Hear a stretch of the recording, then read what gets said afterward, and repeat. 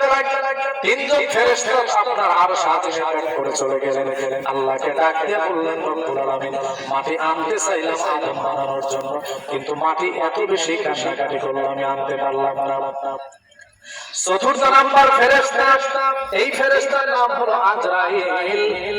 আজরাইল আলাইহিস সালামকে আল্লাহ তাআলা পাঠালেন যে আজরাইল আপনার আমার জান কবজ করে নিয়ে আরশ আজিমের দিকে দৌড়ায়।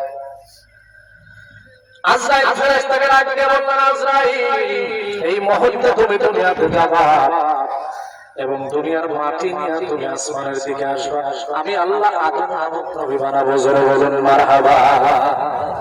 তাফসীর কিতাবের ভিতরে লেখা হয়, আজরাইল আলাইহিস সালাম যখন দুনিয়াতে আসলেন, আসার পরে যখন মাটি কাঁপতে লাগলো, মাটিকে ডাক দিয়ে বলল, কোনো লাভ হবে না, কারণ আমার আল্লাহ তাআলা মাটি নিয়ে যাওয়ার জন্য আমাকে পাঠিয়েছেন। আমি তোমার অনুরোধ বিনোদ কোনো কিছুই শুনতে পারবো না, যার কারণে তুমি একটা খাবলা দিলেন। একটা খাবলায় তাফসীরে মুনিরের ভিতরে লেখা হয় যে একটা খাবলায় সে 40 মণ মাটি নিয়ে আসমানের দিকে দৌড়ালো। ফেরেশতাদেরকে হুকুম দিলেন, ফেরেশতাদেরকে হুকুম দিয়া বললেন, তোমরা আদম নবীকে বানাও। আল্লাহ কাঠামো তৈরি করে দিলেন। 2টা পা হবে, একটা নখ, 5টা আঙ্গুল হবে, তাদের একটা বডি হবে স্পেশাল।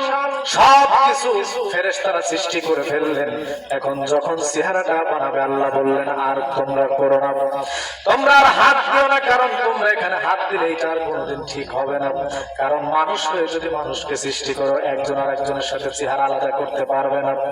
ফেরেশতাদেরকে বললেন, ফেরেশতারা রে, তোমরা আর সৃষ্টি করতে পারবে না, এই ঘাট থেকে মাথা পর্যন্ত এটা নিজে আমি আল্লাহ তাআলা বানাবো। জোরে বলুন মারহাবা। কেন আল্লাহ তাআলা বানাবেন? এর কারণটা কি, এর হাকিকত কি?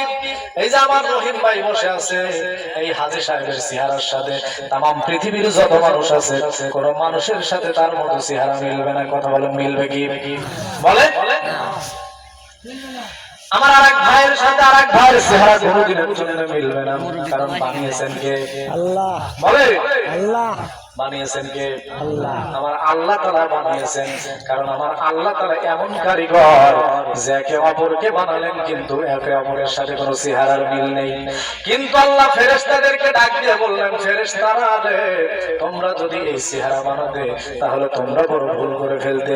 একে অপরের সাথে চেহারার কানেক্টিভিটি হয়ে যেত। চেহারা যদি একই হয়ে যেত, তাহলে মানুষকে চেনা যেত না। আমার আল্লাহ তাআলা কত বড় কারিগর। আমার আল্লাহ ডাক দিয়ে বললেন, ফেরেশতারা রে, তোমরা শোনো, তোমাদের আর কোনো কাজ নাই, মানুষ বানানো কমপ্লিট হয়ে গেছে। আমি আল্লাহ তাআলা নিজে মানুষের চেহারাটুকু বানাবো, কারণ আমি আল্লাহ এমন কারিগর যেন মানুষ এইটা স্থিতিশীল চিন্তা ভাবনা করে, আমি রব কত বড় মালিক, কত বড় ক্ষমতা, কত বড় পাওয়ার আমার, এটা যেন চিন্তা ভাবনা করে।